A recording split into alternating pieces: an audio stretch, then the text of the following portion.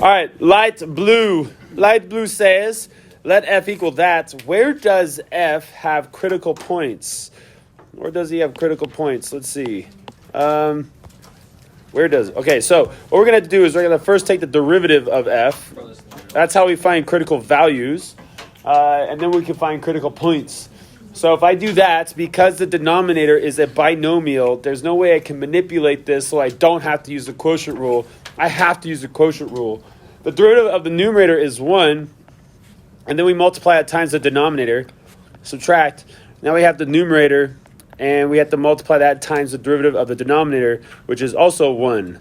And then we're supposed to square the denominator. So I get this.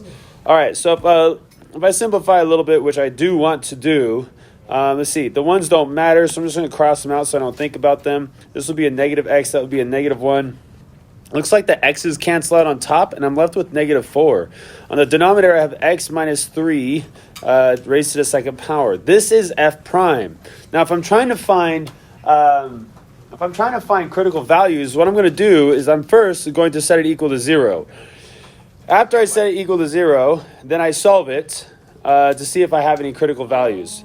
Now, I multiply both sides by the denominator, and we have sad news. X minus 3 squared. These cancel out. And over here, this also just goes to 0. So we have negative 4 equals 0, which is not true. So we have no critical values with that method. The other method is to look for where we have does not exist. Okay, is there an x value that I could plug into f prime that will give me a DNE? Because that would also be considered a critical point, a critical value.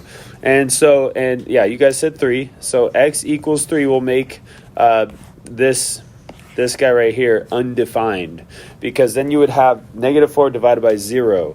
So it doesn't exist there. So 3 is a critical value because we're undefined there. In fact, we know that x equals 3 is also an asymptote. Okay? But x equals 3 does not give us a point. Like we plug in 3, we don't get a point. We don't get a point for the f prime. But we do get a point if we plug it into f. Silly goose. Silly me. So let's plug it into 3 and see what our point is. Let's see. If I get 3 plus 1 over 3 minus 3. Oh, dang it. So I get 4 minus 0. So a point doesn't exist. But does the critical value exist? Yes. Critical value does exist. So the answer was 3? Well, no. We have no critical points. The answer is none. We don't have any. We don't have any points, but we do have a critical value.